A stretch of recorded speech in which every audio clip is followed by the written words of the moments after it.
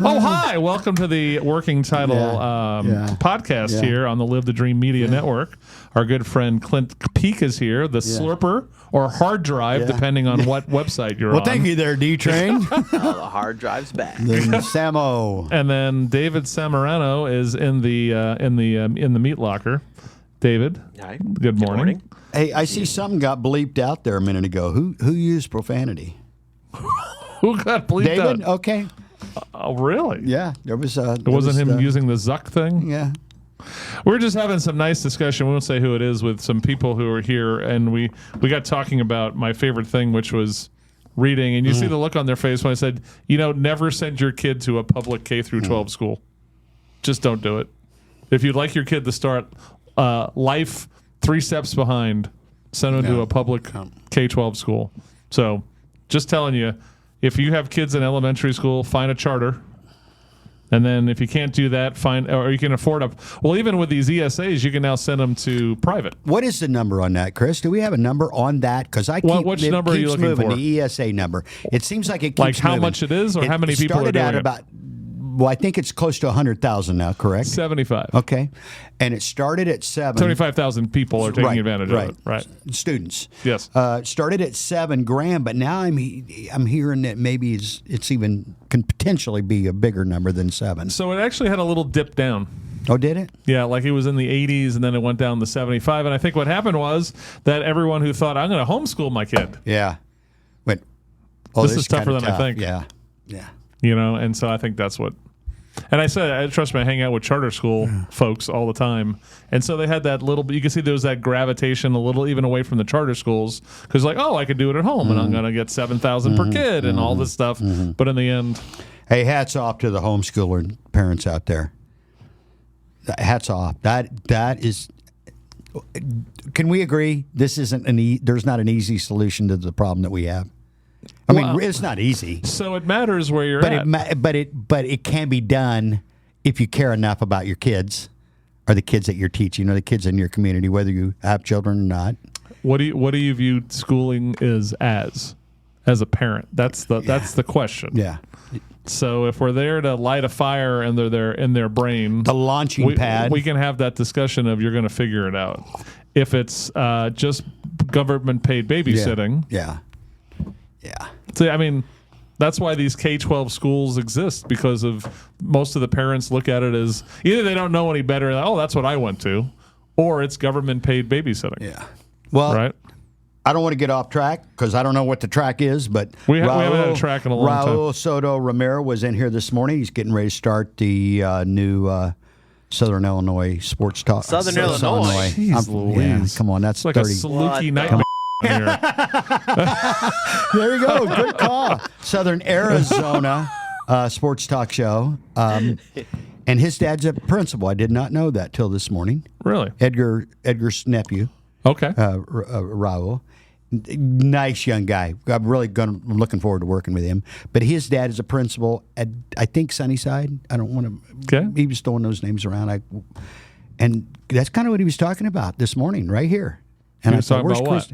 About school and being passionate about your kids and the reading fluency and where we're at. And he went back to the system. Here's his dad all these years in this, and I don't want to put words in his mouth, but it's obvious the system is really kind of broken. Yes, sir. Lots of broken systems out there. Yeah. But this one's more important than most. Oh, yeah. Okay, we can live without some of the system being broken. It's one of the foundations of that, right? Exactly, because this is the next generation of the people. I always said I want well-educated kids, and people are like, "Well, Clint, you don't have kids in school anymore." Are you stop? So you don't want smart people taking care of you as you get older? Or pass on society too? How's that for crazy? How about that? I want smart doctors, lawyers, accountants, road builders, restaurant operators, broadcasters. I want smart people taking care of me when I get old. Real quick story, and I'll get down on my wagon. A good friend of mine, Rick Peralt, ran a private, great guy, private baseball club. The Wildcats, they were good. They won 4 national championships in a row. This was back close to 20 years ago. Private, right? Yep. Kids, I need you to bring your report card. And parents were like, well, this isn't school. You don't have to bring your report card. What does little Johnny have to bring his report card to you for, Rick? Yep. He goes, I don't want dummies playing for me. He wasn't that harsh. He knew if a kid had a problem, I've seen him pay out of his own pocket for the tutor for that child, right? Right. But he wants little Johnny being held accountable to what the most important thing is, and that's getting a good education. Yep. If you can play ball, that's great. I'll find a spot for you, but I need your education to be a primary focus. It's all part of a tapestry of growing up, man. Thanks for the Live the Dream Media gift package for my event on Saturday for the honor flight. That was very good. Yeah. Part of our raised $20,000 last week. Do you know who won that? You told me that. Who is this? Well, our friend Ed Honey actually purchased the tickets. Oh, that's right. But he gave them to another friend of ours, Kelly Fain. Oh, that's right. Who actually won. There, it's true. Won the prize. Yeah. So tell us about that. So anyway, we had 177 people over at the Westward Look Resort. Thanks to John and Rich and the crew over there for a great job, and Whitney. And we raised $20,000 for Southern Arizona Honor Flight, flying veterans back to Washington, D.C. to visit war memorials and Arlington. And it's a chance of reflection, healing, closure for a lot of these fellas. Now, were there any World War II vets in this mix? Because they'd be getting really old. We actually had one of the World War II vets at our event on Saturday. Because they got to be... Oh, they're in their 90s. Yeah.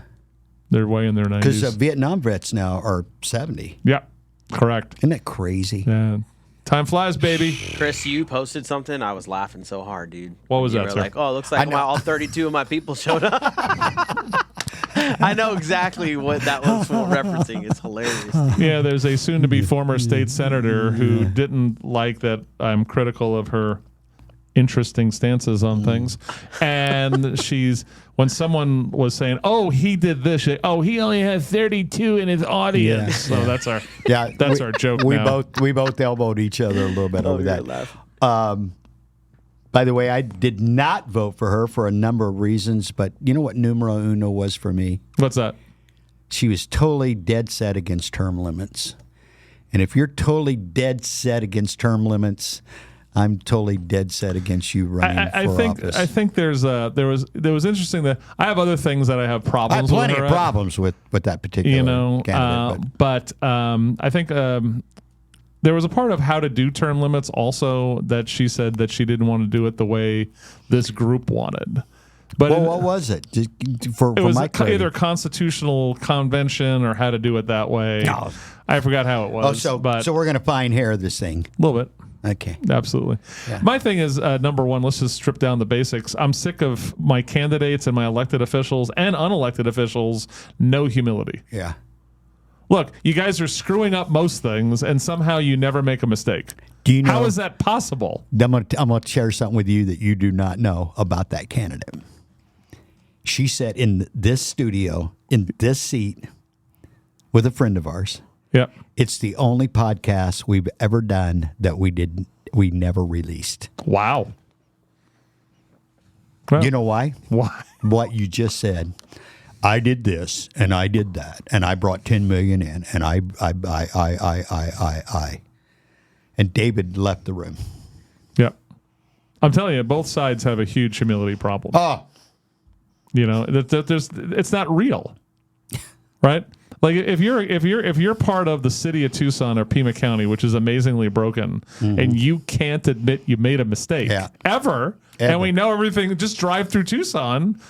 You're not dealing in reality. Yeah. So let's turn this into a positive. So Tom Carlson, school board member on Marana, came on the show about a year and a half ago and said, "Wake up, Tucson!" And he said, "Hey, we made as a board. This is it's a small thing because it's a school board in Marana, but it's a huge thing because no one does this. Okay, they literally admitted we were teaching as an entire school district reading wrong." I heard that one. And we were screwing it up K through 3 because these kids, if they're not reading at level at grade 3, they will struggle. Not through their not through their education, but it'll catch up to them in their life. Yep. Right? Yep. So he came on the Wake Up Tucson last week and made this announcement. The year before, the amount of fourth graders in the Marana School District reading at level was 4% of all third graders. That is, as the French would say, la misérable. So a year of going back to phonics and teaching this the way you're supposed to, they're now at 30% of their third graders are reading. Unacceptable number, but to move off of 4 to 30, amazing. Come on. Yeah. So again, kudos. What happens is everyone has to be reelected. Yeah. So if they admit they did something wrong, right? They know it's going to be used as a point of weakness against them. But see, Chris, that's where term limits eliminates that. Correct. Because you're not getting reelected because you can't run. I'm with you. Go run for something else. Go get involved in your community somewhere else. Go ask your elected official, especially not Marana, Oro Valley, because I don't even think they even have it, and they only get paid like $12,000 a year anyway. Go ask the city of Tucson or your Pima County supervisor, hey, could you introduce a resolution that eliminates your elected official pension? Yeah. That's another thing. Why do elected officials have pensions? You tell me. So Congress, if you're in for 5 years, you're vested. Yeah. You get your pay, vested, baby. You get your pay and your health insurance the rest of your life. Right? Well, what do we do? What are we doing this for? I don't know. I can't speak to Oro Valley, but Marana, it's either 16 or 18 is what they get paid. The council people. 16 to 18. And Oro Valley can't be any. It's less. It can't be any more. You know what Pima County Board of Supervisor makes? Well, they're going to make $102,000 before it's over at the beginning of 25. No, Pima County's Board of Supervisors. I'm telling you. I thought it was at 167. No? That's Congress. Congress like 180. I looked up the other day because a friend of ours was running for office. I love you, and you're absolutely wrong. Okay. Well, the Google machine was wrong. What is your boyfriend Google was wrong? What's the what's the new taxing or the new salaries for Tucson Council? It's going to be the same now as a supervisor. Yeah. And the mayor's like 120. Because what's happening is all the supervisors in the state. That's a state level. Because they're all actual subsections of the state of Arizona. They're all getting a pay raise. And the city of Tucson's passed a proposition to match whatever the Board of Soup says. Okay. Or they, actually they'll get like 90 something, and then I remember now Mayor Romero voted herself in as 1.25 of what an actual person gets. Yeah. As part of this proposition, so they're all overpaid. But my thing is, so one more thing on government reform, and we'll move on. Working title podcast. I told you we're all over the place. Yeah. The other thing I'd like to see is, remember when during COVID they were voting remotely, right? And people were all up in arms. This is horrible. And I think I was one of them. But I thought about it. I like voting remotely. I think that your Congress people or U.S. Senator should only be in D.C. out of 12 months. I couldn't agree with you more. Possibly 4 months out of the 12. They should be in district, right? They should have office hours with real human beings in their district. 100%. Right? And the other thing, all the lobbyists like them all in one spot. Exactly. Yeah. Fish in a barrel. Come on. Right? So if they have to go chase them down more, the lobbyists, I'm okay with that. Yeah. So what do we really need to go for? I mean, really? People that are in Congress right now, I've had this discussion with Schweikert and Biggs and a couple other people, there's part of the relationship building. Okay, I'm okay with that. Right? Of working together. And so that's why, to me, weeks here, no more than 4 or 5 months out of any 12 should you be in D.C. Okay, good example. Carlos and Lucille and myself, we work together. Our food bank, I'm on the board. We don't see each other very much. We do a lot of our meetings are by Zoom. We get together once every 6 weeks or so, maybe like we did today, maybe a little meal, maybe meet in person. They're killing it out there. Now, we're comparing apples and oranges, but my point is our relationship, because that's what we're talking about, is incredible. They're family. There's lots of hugs. There's lots of sharing information with each other. I'm all for online voting right now. Come on. Have a nice life. I also like all of, you take all of their calendars and they make them totally public, that they're accessed all the time. Yeah. Right? They're public calendar. Yeah. Right? And then the other part of it is if you're a congressperson and over a year you have, I'm just going to easy numbers, 1,028-minute appointments to visit, but you have 4,000 people that want to see you, lottery. Right? So Clint and Chris have just as good of a shot as the head of the Solar Panels Manufacturing Lobbying Association. Chris, it's a pipe dream.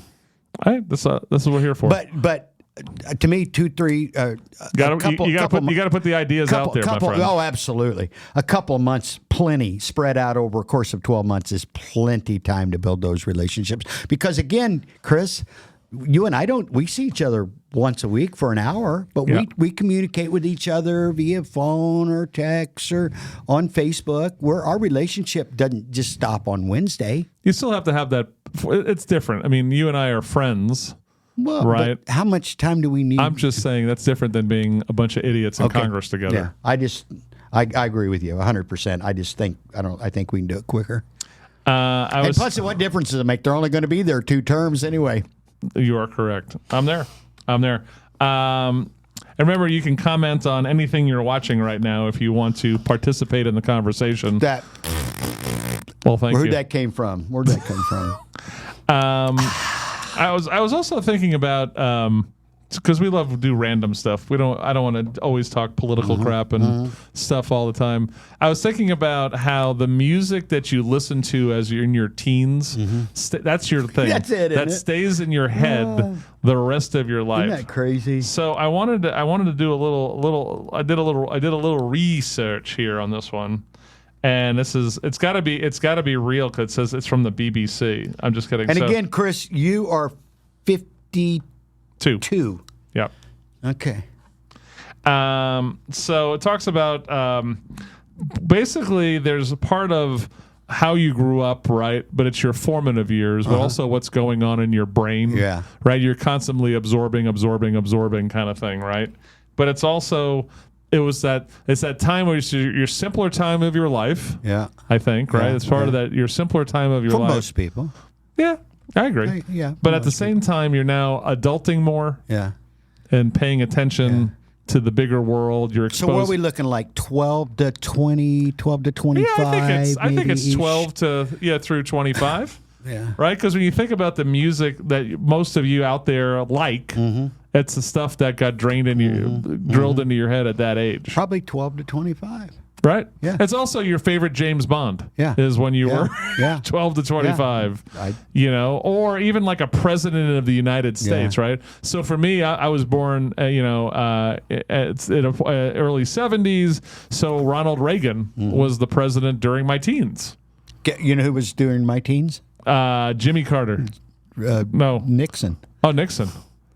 Oh, I love you, Clint. I love you. Well, I was 16. Didn't he retire? It was 50 years. Yeah, I was 16 years old when Richard Nixon resigned, not retired. Was forced to resign, by the way, by his own party, I might add. I love the professor that did the study on this is named Professor Loveday, which is great. She could be in a Bond movie, Professor Loveday, right? And said that listening to our favorite music has a fundamental effect on the brain. There's a surge of activity in our reward pathways, it's getting deep now, that increases the level of dopamine and oxytocin in our brains. The same pathways that are triggered when we do anything pleasurable, such as eating, drinking, or dancing. We said that yesterday. We were talking about Tammy and David and I ran off and grabbed a little lunch. Right. And we were talking about celebrating, especially how small businesses, celebrating the small victories. Yes. And dancing. Literally. Right. Dancing. And the dopamine that is released when you dance makes your day better.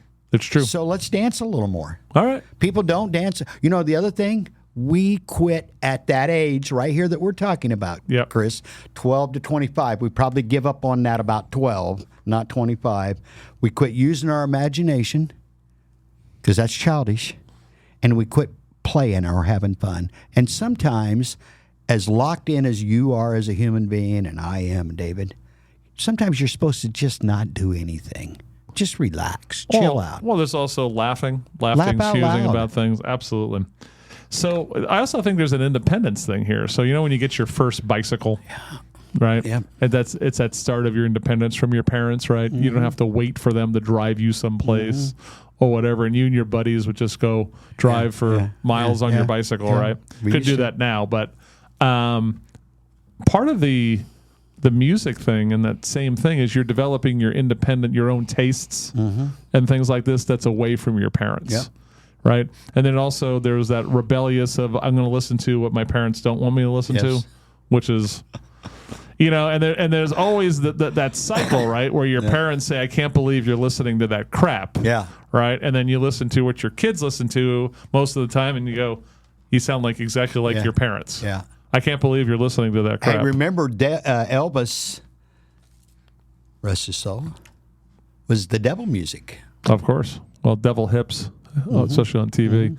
So for you growing up, what was the music that tapped into your brain when you were a young guy?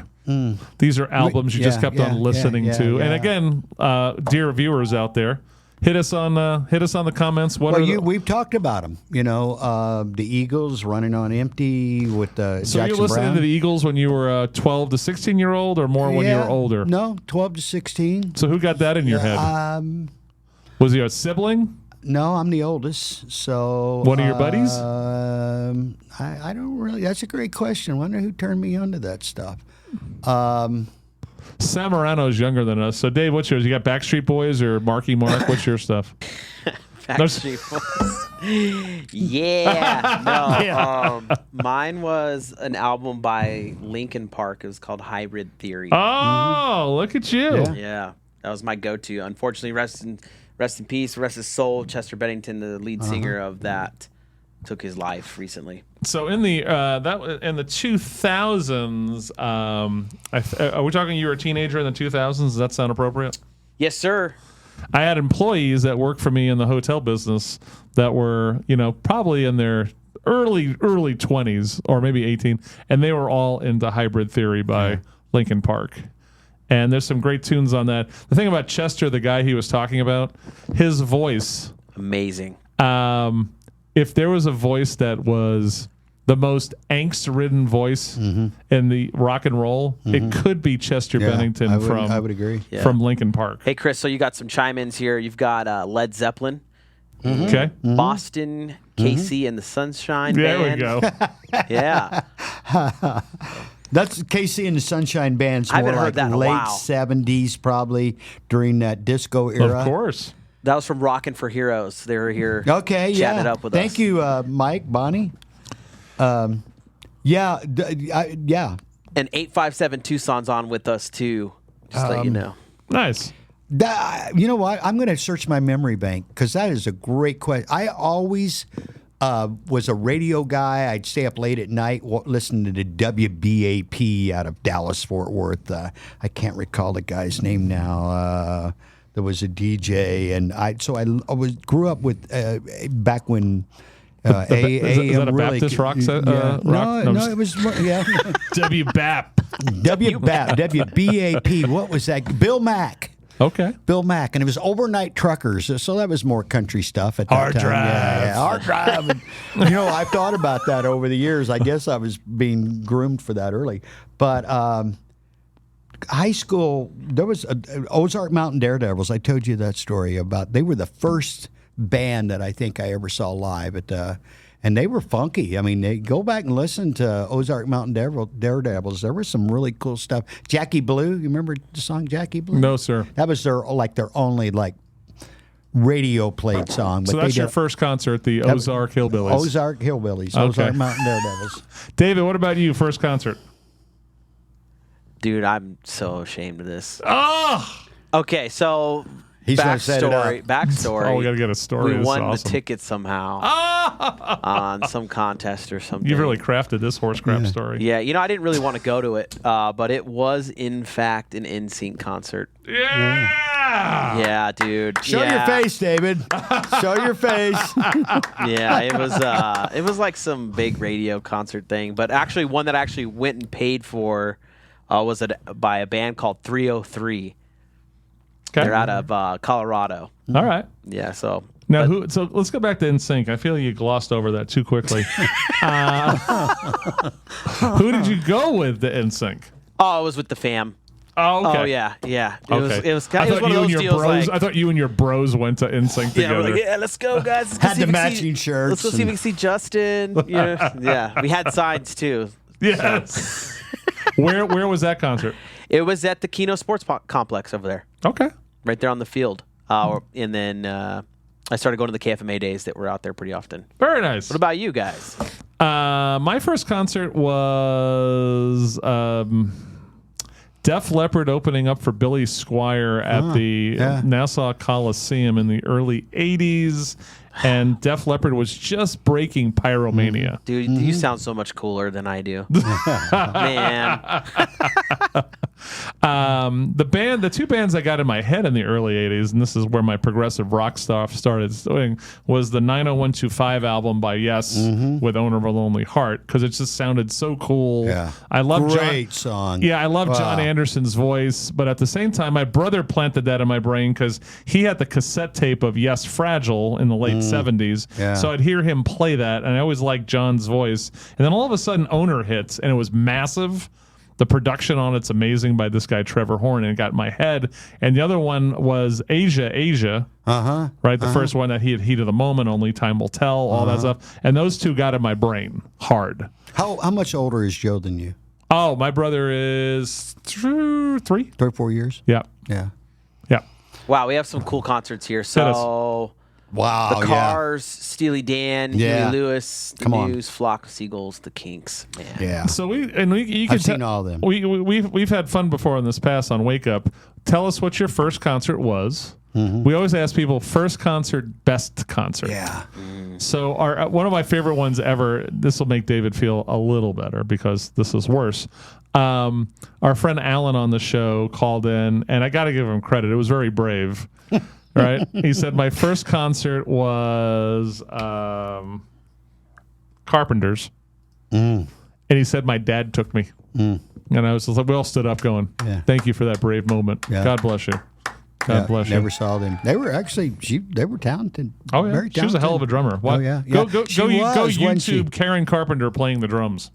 She was pretty badass. Man, I'll tell you, I and I wouldn't stray from this. Bruce Springsteen, back when he was just coming out, like as far as mainstream. So you're talking Born to Run time? Yeah, the River. Oh, okay. The River. Right. 19, roughly probably 80 or 81. I mean, this cat was hot, and his shows were just unreal. They were no warm-up band. There's no backing band. I mean, it's just Bruce with the E Street Band, Clarence. I Big Clarence. like no openers most of the time. And I mean, and he did probably hour 20 minutes. Then he took a little short break, and it was. And I told you during that time frame, I saw him 5, 6, 7 times in a short time frame. Then he'd come out after that hour and a half and maybe 20-minute break, and he's like, "Now you die." Hard And drive he on the just- boss. Then he just brought Love it. the game. He just brought it. So the whole event, So if is you will, Bruce the was- best concert you ever been to? I had to be. David, how about you? Best concert? A band called Hollywood Undead. Wow. Yeah, they had a pretty big set of individuals with different talents, different things, and it was awesome. Very nice. Yeah. You? I got some good ones. Yeah, me too. But Bruce is the energy that man brought to the table. There's probably Hold on. So let's talk about where they were at too. sure. Like, so mine was at the Marquee Theater in Phoenix, and they were doing a live filming of that show. Okay. So it was like next level. And the Marquee was a cool, very small place in central Phoenix, right? Yeah. I saw Adrian Ballou there. That's a really cool place. Very intimate, as we say. No bad seats. I just saw John Anderson from Yes with these guys called the Band Geeks at Celebrity Theater, and that's actually, I think Celebrity is the best place you can watch That's a show. great place. Great Right, place. it's in the round. Yeah, it's a right. great There's place. no, even if you get the worst seat, it's better than most seats. All right, Chris, let's hear yours, and then we've got some people chiming in. So no, let's get to the people first. Okay, yeah. All right, so best was Kenny Chesney at Ava and Garth Brooks at McHale. Very nice. Yeah. Okay. I forgot that Garth played McHale. Yeah. Try to remember what year that was. Then I got some David Bowie and Elton John, Rolling Stones, but no location yet. So maybe they'll chime in with their venues. But well, you know, the thing too is, so one of the things I learned is goes back to the downfall of Tucson. Tucson in the 70s was one of the places that we had the amount of the talent that came through Tucson was off the charts. Yep. We were just as important or more important than getting to Phoenix. Mm-hmm. So all the biggies came through Tucson, right? Stones. I interviewed Linda Ronstadt on Wake Up. You can, if you want to listen to it, it's on YouTube right now. And she talked about how when the Stones came to play the TCC, they were breaking Tumbling Dice or Wild Horses, one of those, and they thought they could break into the country charts. Wild Horses, probably. And what happened was they had her perform with them in the Tucson show because supposedly it was part of their strategy to try to break onto the country. Having Linda Graham Parsons. That's a Graham Parsons influence right there. Probably early 70s. Right. Because Graham died early 70s.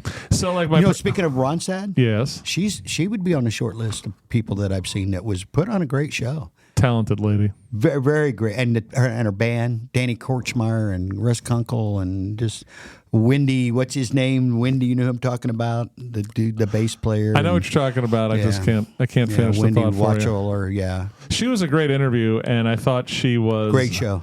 This is only a few years ago, so she's been dealing with Alzheimer's and things, but I hit her on a great day, and she was a great interview. When I saw her twice.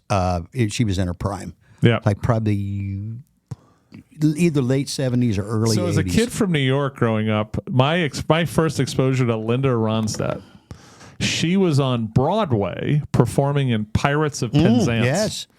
And that commercial... Yeah, that was playing all the time. That's in that same time frame, isn't it? It was like early 80s. And so when I had her on the show, she's like, no one ever talks to me about Pirates of Penzance. I go, that's my childhood. Was all of those commercials of Linda Ronstadt live in Pirates of Penzance. You know, this is going to validate your point, 12 to 25, that growing up and the music that you listen to. Yep. And I'm thinking about all those legendary bands, and I hear them mentioned in this conversation that I saw living close to either a college, both Carbondale and Charleston, Illinois, large college communities. So the bands were still hitting those spots heavy at that time, or St. Louis, which was an hour away. All the bands that I saw in their prime during my childhood, it's just like, it's mind-boggling that I was able to see those people when they were at their prime. Sure. Blue Oyster Cult, Don't Fear the Reaper, the Styx, REO Speedwagon. I used to watch those guys when you could get in for 50 cents at the Armory. Gotcha. You know, riding a storm out. I always loved that there was things at the Armory. I only learned about places called the Armory when I was a kid watching WWF wrestling when I was 10. Yeah. And me and Gene would go, all right, we're going to be in, we're going to be at the Armory. At the Veterans Armory in, South Tobacco, Illinois or something like that. Yeah. So how cool. I mean, I'm sure it's every generation still feels that way about it. But as we were down this memory lane, it was like, that was really cool. So music ties to certain things in your life also, of course, right? So the fact is that there's your first breakup, right? What's the song that ties to your first breakup with a girl? I don't know. That was a long time but ago. That's part of that, absolutely. Your growing up process, and then it's part of your coping process. Yeah. Is you listen to those songs, right? So, like for me, being an Asia guy, if you listen to Only Time Will Tell, it's one of the greatest breakup songs of the 80s. Right. You know, one other quick note, when in the late 70s, I'm talking 77, 78, I was in the hospitality industry near a major university, and and it was a Holiday Inn. That was the fancy hotel in that area. Absolutely. And they all stayed there. They either Hard stayed Drive there, at the Holiday and Inn. it was all of them. Little River Band, Jay Ferguson, Ted Nugent. Sure. Some of those bands I mentioned earlier, Styx, and so some of those guys you got to interact with. Sure. During the show in the club afterwards or somewhere. Of course. Again, that was really Whoa. What you got, David? Got some input from the audience. Hit us. Bread, I'm Not in Love. Yeah. There's a great breakup song. Absolutely. Yeah. Have any of you gentlemen ever heard of Wheeler Walker Jr.? I've heard the Wheeler name. Walker. Not familiar too much with the. He's got some good breakup songs. Just if you get bored and you want to hear him. So there's the breakup song, right? But then there's the song that's kind of was prevalent when you're courting your girl. Yeah. Right. Still That's the the other one. Oh yeah. Orleans. So what were you gents Yeah. making babies to over here? Oh, 'Cause come I on. don't- Stop it. All right. What was the romance music back in the day for y'all? Because it's a lot. I mean, sure, Marvin Gaye, right? But Yeah. I was going to say Salt and Pepper, Push It Real Good. key moment in the podcast. Yeah. Push It Real Good. I don't know. It's been so. My kids are in their 30s. So there's two things. So I'm a very old soul and listen to older music, right? But this is the lovey-dovey song, not David's baby making tunes, okay? So there was Nat King Cole. Yeah. It's When I Fall in Love is our song. Yeah. Great song. That's our it, song. Yeah. There was a song, back to my Yes Asia stuff. So Yes had an album out at the time called Talk, and there was this great song called I Am Waiting. It's just a beautiful, beautiful song. And this is as we're moving through getting closer to getting engaged. Yeah. It was a prophetic song in a way. And so what happened was Yes was playing the Desert Sky Pavilion on the west side of Phoenix. Know it well. Outdoor facility, amphitheater. And what happened was it was in July, and that's life. Yeah. Right? And there was a huge storm going on. I was getting ready to say, and it thunderstorm. rained like crazy, Right? probably, It did didn't it? rain like crazy. But I did propose to Mrs. D at the Yes concert. Yeah. Was that, when was that? 94. 94. Okay. Beautiful. That was, Yep. we were there. Matter of fact, at that point, I was probably within 2 miles of that facility Wow. when you proposed to your wife. Who knew? So what happened was I interviewed John Anderson years later. And when I was introduced, I said, believe it or not, I got engaged at a Yes show at blah, blah, blah. And he said it before me. He goes, is that the one with the big thunderstorm? Yeah. And I was like, wow. Yeah. So that was kind Thunderstorm, of a cool July cool little moment. 1994. I remember that well, He Chris. did. He did. So, but Dave, what's your what's your baby making song, and what's your? Yeah, here's the deal, man. I don't feel like my generation had a lot of good music to reference in regards to that. I think we all still There's some truth to that. I think we also went back to a lot of the oldies, man. That's okay. A lot of the 80s and stuff like that. Well, is there a tune that you guys? Yeah, what'd you guys slow dance to? Because that's kind of what we're talking about, isn't it? Yeah, it's just a lot of just older stuff, man. I mean, I'm not very versed on the name, but like our music isn't the greatest. After I listen to a lot of Foreigner and Journey, and you said Styx. I listen to Styx. What was it? Quiet Riot. I was huge on that. I actually listened to that CD a million times. Mental health will drive you mad. Yeah. So, but I would say, breakup songs were usually Journey. Okay. Yeah. That's it. I mean, I don't really. So we were doing a thing on Wake Up where we were doing, because music's very important, the bump music we do on Wake Up, right? Mm-hmm. So I started doing a thing of top songs of presidential election years. Mm-hmm. Mm-hmm. And I swear to God, we stopped at 92. Yeah. And then I did not do anything else after 92. What was that, Fleetwood Mac in 92? I mean... Well, why was that? Because the music... It's just crap. Suck us so bad. Suck us so bad. Yeah. I'm looking through the top going, ugh. There's a lot actually to be said about that, Chris. The same with, and David, the same with music, the same with movies. That's why I was reading an article the other day, and I've read several of these. That's why the old school guys like the Stones in their 80s now are still out banging it out, because the new stuff is... That, number one, is predictable. We already know it. Let me give you a big national tester. they can't find anyone to play the Super Bowl anymore. Yeah. Wow. Right? That everyone can kind of like, oh, that's a great Super Bowl. Yeah. They can't find anyone anymore. Yeah. They just need to do Bruno Mars for our generation. I think he's the top dog for that. In the end, but didn't he do it? Didn't Bruno Mars do the Super Super Bowl? Bowl? The Super Bowl will have holograms of Led Zeppelin one day. Yeah. Yeah. That's what's going to happen. Yeah. And part of it is, right, so here's the other thing, too. As music got... so we know that the corporate world of record companies, radio companies, ticketing companies, and as they got bigger or the same company, right, the music got worse. And they're the same company. Right. There's only 3 of them. Right? Run it all. The music got worse. And then what happened was the magic of the internet, and Live the Dream Media is part of this whole thing, right? There's all these distribution channels to get your content out. Yeah. Mm-hmm. But how do people find you as a music artist now? Because you know something? If you are there just as many talented people today as there were in 1970? Sure. Yes. Yeah. Maybe more. Yeah. Right? Well, it probably is. We're more people on the planet. Zach Bryan is a perfect example of this. Explain. You heard, so he was just in the military, and he would play guitar and stuff on Twitter and just was singing songs. And he said he just decided to start doing it because he's like, why not? And he grew a huge following, and he is who he is today from his Twitter account and playing music to people. Who's the dude who rang the rich man up north? Yeah. That guy. Who's that guy? Oh, Oliver? Yeah, that guy. Yeah. So think about this guy. He does a video. He records this song. He does a video of himself singing this very simple song in front of a trailer trash someplace in West Virginia, right? And boom. Yeah. Yeah. The dude just blows up like you would never believe. Yeah. It's weird how the people determine this. Right. Because now the labels really aren't anymore. Correct. And so the question is, I think the thing is that the opportunities to find it are more numerous than ever. Oh, it's hard. But how do you find it? Well, we're right back to where we started this whole conversation, Chris. The information's there. Right. Why can't people read?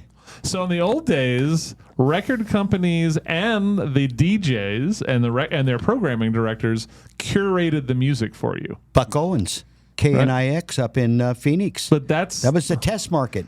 But there was something about them curating it before they got into overly started just getting into the numbers of crap. Well, we're going to play the same 8 songs. We just got to determine which 8 they are. Right.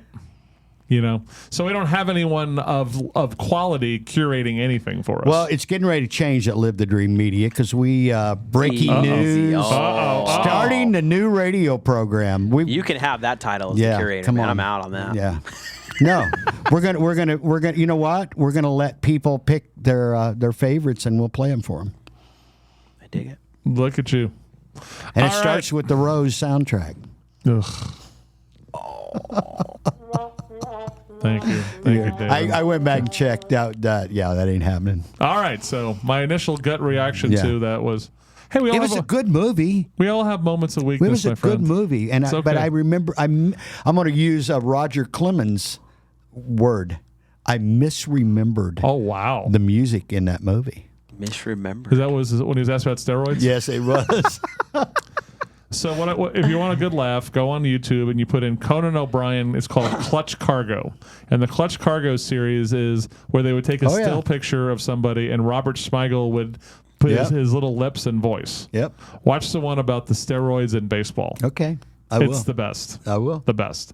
All right, now we're almost out of time. Yeah, It's time to torture Clint with an online quiz. Okay, bring it on. So this is from 16 Personalities. Oh, boy. Here we go. Princess, what's her name? Princess. Yeah, you were Princess Kate last week. Princess Kate. This is which one of the Teletubbies are. No, I'm just kidding. This is. I know nothing about the Teletubbies other than they existed and they were multicolored. This is going to be your personality type. Okay. All right, ready? Okay. Bring it. So there's going to be agree or disagree, and then there's something in the middle if you don't feel it. Okay. And then so you're going to tell me if you agree heavily, lightly, or don't. You're in the middle or disagree. Okay. You regularly make new friends. Yeah, in the middle. Really? Yeah.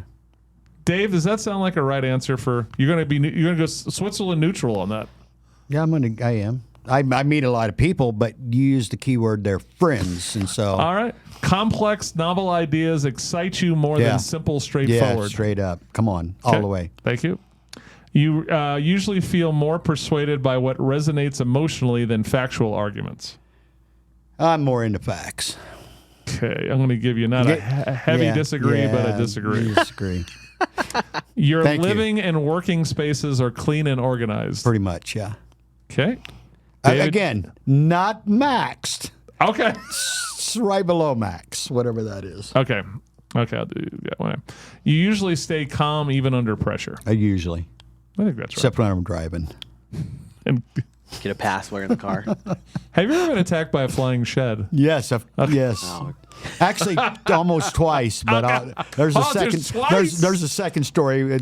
It was a camper. Recently? A camper coming out of Flagstaff. I never told you that story. Real quick. Coming through one of those cutouts on 17, coming down. Yeah. Got my wife and kids in the car. Okay. There's a camper on a pickup truck that just levitated right up off the truck and came back to us. There's something about you, man. I don't know what it is. It missed us, but You find the idea of networking to strangers daunting. no, I'm good. I'm okay with that. Okay. I'm okay with that. You prioritize effectively, often completing them well before deadline. I'd like to think I'm pretty good at that too. All right, so not a heavy agree, but an agree. But an agree. Yeah. Okay, got that. People's stories and emotions. This is going to be so vanilla because it's just you can already read this. Don't you dare screw with 16 personalities. People's stories and emotions speak louder to you than numbers or data. Ooh, boy, that's because I love both. I love emotions. I love your story. After you just pissed on this, all of a sudden. But I also love the data, and I don't know. You know what? I'll defer. I'm going to defer to David. David, you go ahead and answer this one for me. I would say data. Okay. David, your work wife? Yeah, Yeah. he is. Yeah. No, he spends a lot of time looking at data. Yeah, we I exchange a lot of numbers. Yeah. I'm going to put you in the middle of not heavy disagree. That's kind of where I'm at because both resonate with me. I know that sounds crazy. You like but organizing tools for schedules and lists. yeah, I like organizing stuff. So that ADD. Is that a heavy agree or let's go mild. You know what Okay. would make this thing vanilla at the end is what we're going for. This thing's going to blow your mind. That's what I think. Even a small mistake can cause you to doubt your overall ability. Nah. Heavy No, disagree. Heavy disagree. You feel comfortable just walking up to someone you find interesting and striking up a conversation. Sure. Absolutely. I'll heavily I agree resemble with that remark. Yeah. You're not too interested in discussions about various interpretations of creative works. Ooh, now we're getting deep. You're not too interested in discussions about various interpretations. I don't know. I'm going to... Switzerland? yeah. Okay. It doesn't depend on the mood or the circumstance, I think. That's okay. So that's why we're going to Switzerland right now. You prioritize facts over people's feelings when determining a course of action. Yeah, I probably... Heavy agree? I would say probably... I'd say I probably... I'd like to say I don't, but I think I do. Facts matter. I'm going to do a light agree. Okay. Is that okay? Is that fair? No, you guys know me pretty well. You often allow the day to unfold without any schedule. Sometimes.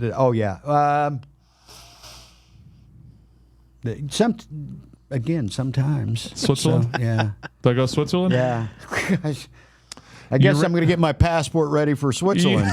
You rarely worry about whether or not you make a good impression on people. Strongly agree with that. I literally don't care. You enjoy participating in team-based activities. I like that. I like hanging with my peeps. Yeah, I could say strongly agree. And you with like that. some sport named baseball. Yeah. You enjoy experimenting with new and untested approaches. I do. I like that. That's a heavy agree? I'd say probably, yes. Okay. You prioritize being sensitive over being completely honest. No. I'm going to go Switzerland, but I would probably lean strongly, but I'm going to try to... So you're gonna go slightly disagree. Yeah, I'm going to go slightly disagree with that. We're almost there.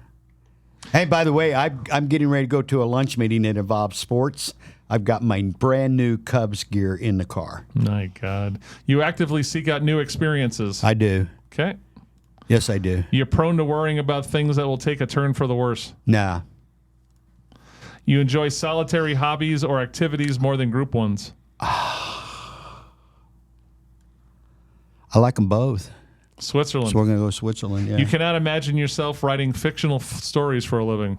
I could not imagine myself. Yep. No, I could. I don't think I'm going to, but I Slightly disagree. Yeah. Okay. Yeah. You favor efficiency in decisions, even if it means disregarding emotional aspects. I would say I agree with that. Okay. You prefer to do your chores before allowing yourself to relax. Yeah. Yeah. Let's get it done. Heavy? Agree? Yeah, pretty much. Yeah, I want to get it done because I don't want any interference with. And I'm just thinking about my life as a whole. I don't want any when I'm down. I don't want to have to be thinking I need to get that done. Right. I'd say I'm pretty strong about that. Usually wait for others to introduce themselves at social gatherings. I might, but Slightly disagree. Yeah. Your mood can change very quickly. No, I don't agree with that. Okay. You're not easily swayed by emotional arguments. Yeah, no, I don't agree with that either. Oh, you don't agree with that? You're not easily swayed by emotional arguments. Not really. So you are easily swayed by emotional arguments. I'm not easily. That's swayed. what it is. Yeah. Okay. No, you're agreeing with that. Okay. Yeah. It's the way they ask these stupid things. Yeah. You often end up doing things at the last possible moment. No. You enjoy debating ethical dilemmas. Absolutely. That's true. That was the quickest one, wasn't it? You usually prefer to be around others than on your own. Again, that's Switzerland because I love being around people, but I don't mind being by myself either. You become bored when discussion gets highly theoretical. I'm going to say Switzerland only because if it's something I feel strongly about, I'm not. If it's not, then I don't care. So I don't know. I'm going to say Switzerland only because that's an easy out. You rarely second guess choices you've made. I think that's true. I think I agree with that pretty much. Your friends would this one. Well, you guys are going to have to answer for me. Your friends would describe you as lively and outgoing. Yes. Well, I don't know. Dave, is he lively and outgoing? Oh yeah. You're drawn to various forms of creative expression. I like that. Yeah. You usually base your choice on objective facts other than emotional impressions. I'd like to think I do. Yeah. Okay. You like to have a to-do list for every day. Mm-hmm. You have a Pretty to-do much, list? Yeah. You rarely feel insecure. I got to get moving. That's why I'm going fast. I don't. Yeah. You avoid making phone calls. No. No, I think you're a phone caller. I'll pick up the phone. Yeah. It is interesting. This is just a little point. It's amazing in how I get better response from people texting them than calling them. Yeah. Do you guys find that? Always. Yep. You know what? It's hard to express yourself sometime in text. And so if I know you well, I'm probably calling you. If I don't know you well, I'll probably text and try to build that conversation as we go. I'm going to tell you something. On a business side, I get more response through texting than I ever do calling. Yeah. Just the way it is. Personal, I need to explain it to you or hear your voice, you hear mine. I'm just going to answer a few that I already know the answer to. If your plans are interrupted, your top priority is to get back. If you get interrupted, your priority is to get back on track as soon as possible. I would say I sort of agree with that, but I'll give you a slight agree. You're still bothered by mistakes you made a long time ago. You're not too interested in discussing theories on what the world could look like. We talk about that all the time. You already know the answer to that. We are very interested in that. Your emotions control you more than you control them. No. Okay. When making decisions, you focus more on how affected people might be than what's logical or efficient. Yeah, no. Okay. We're almost there. This one's longer than I thought. I apologize. But we're already through it. I can't. We got to get to the damn end now. Yeah. Your work style is closer to spontaneous. Yeah, I sort of agree with that. I'll give you a slight agree on that. Yeah. When someone thinks highly of you, you wonder how long it will take them to feel disappointed in you. Jesus. Yeah, I don't know that I think I'm going to give you a disagree. Yeah, I'm going to disagree with that. You would love a job that requires you to work alone most of the time. Again, I don't mind. I'd go Switzerland because I'm okay either way. How about that? I'm with you. There's different points in your life where you feel, or your day. Well, hard drive had no problem being alone for hours on end. So hard drive, for all of you who don't know, that was his trucker CB handle. Yeah, hard drive. I got go 2 or 3 days without human interaction. I'm fine with it. If a decision feels right to you, you often act on it without needing proof. Oh yeah, yeah. We talked about that yesterday, didn't we, David? A lot of life is just gut feelings and hunches. Last round here. You often feel overwhelmed. No. You complete things methodically without skipping over steps. I'm gonna say sort of agree with that because I'll give you a slight. If I can find a shortcut, I'm always looking to expedite things. As long as it doesn't affect the quality of the outcome. You're more likely to rely on emotional intuition than logical reasoning. Yeah, pretty much. Okay. Yeah. You struggle with deadlines. No. You feel confident that things will work out for you. I do. That's true. I do. All right. It wants to know your gender. Well, what is it? Today I'm feeling pretty strong male. I got male, female, or other. Yeah, I'm pretty. Here we go. Oh, Here we go. You're going to love this. This picture is so good, too. I'm going to put it up on the camera. Look at this picture. I don't know if you can see it. Drum roll. It's a little commander. Commanders are bold, imaginative, and strong-willed. Look at this picture. commander that goes commando. Dude, come on. Don't be sharing all the secrets. Let's see. 65% extroverted. Yep, that sounds about right. 77% intuitive. Okay. 61% thinking, 39% feeling. Okay, I'd say that's about right. 76% judging, 24% prospecting. What was the last on there? Prospecting. No, I mean the judging. Judging. Judging individuals are decisive, thorough, and highly organized. Okay. 93%. I love the 93% assertive, 7% turbulent. But look out for those 7%. Well, there it is. You're a commander. Yeah, I am. Sounds good. I love it. So next week, Yes, sir. save that one. Oh no. I want you that, and then we got to boy. find time for David to do it too. So save that one.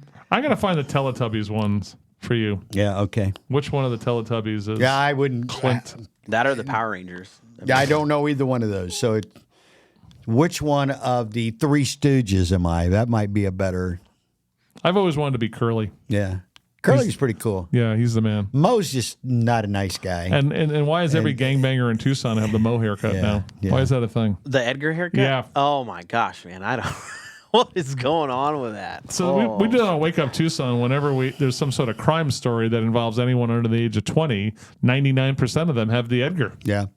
No, yeah, it's like no doubt about it. The Edgar cut. It's actually called a thing. It's called the Edgar cut. Is that what it's called? It is. Yeah. Yeah. Let me pull this up on Yeah, what's the I'm trying to, I think I looked it up years ago. What's the origin of the Edgar? Isn't that the Jim Carrey thing when he was doing the Jim Carrey thing with the tooth? It became popular with members of Generation Z and Millennials. The haircut first became popular in Mexican border states in the Southwest, such as Texas, New Mexico, Arizona, and California. The Edgar hairstyle is usually characterized as the front hair having straight fringes or bangs, along with the sides tapered. The hairstyle can be worn with any hair texture. Okay, so that's the thing. It's a wild card. That's I've never seen a curly Edgar. Yeah. Yeah, true story. The origin of the name, the origin for the name Edgar is unconfirmed, although it is often misattributed to having been named after former Seattle Mariners baseball player Edgar Martinez sometime in 2019. Really? This sport of yours is hell. What Hall of Famer come Edgar on, Martinez. Dog. Look at, come on. Here we go. Let me No, see. is Edgar in the Hall of Fame? I don't. There we go. He should be. You guys should see be. that? See, there it is. Right there. Yeah. Edgar Martinez. It's like Edgar's in the director's box now. Edgar Martinez Hall of Fame.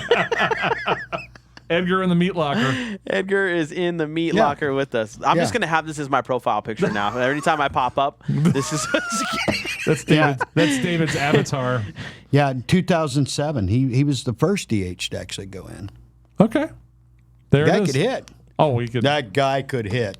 Who knew he was going to be the inspiration for the gangbanger haircut? No idea. Another fun episode, Chris. Come on. So some have associated the haircut with gangster culture. Yes. So that's true. Yeah, I would say that's pretty spot on. Yeah. I mean, he was like a nice looking gentleman. Here we go. The haircut is also slangily, I don't know if that's a word, called the cuh in the Rio Grande Valley of Texas. So if you start going around calling it cuh, it's a nice cuh. Hairstyle is associated with the Mexican Tacuahuaque aesthetic. Okay. Look at that. Well, guys, I'm going to run have lunch with Craig Coulter. What's he do? That sounds no, I'm fun. just kidding. Good personal friend of mine. Greg's a good guy. Have you ever met Anton Chisholm? Yeah. Okay, I just want to make sure. Tony C, we call him in the hood. That's his CB handle. Tony C and Hard Drive. Tony C, Hard Drive, and D Train. I'm just going to be Edgar now. He's going to be Edgar instead of Edgar Samo. Edgar Samo. Yes. I don't know how I lined it up, like my arms and everything. Yeah. Oh, look at that. I just now saw that. I just got to fix the lighting, man. That's good. Spontaneous broadcasting, as we say. Yeah. Do me a favor, your homework between now and next week's working title. Find out what Pastor Coulter's nickname was when he was younger. I will. All right? I will. So I bet he's got a good one. Thank you. Thank you, David. You're welcome, guys. Thanks, Have a David. good one. Thank See you, ya. Edgar. Thanks, Edgar. All right, that's another working title podcast in the toilet book. can, as we say. So we'll see you next Wednesday on Live the Dream Media. Boom.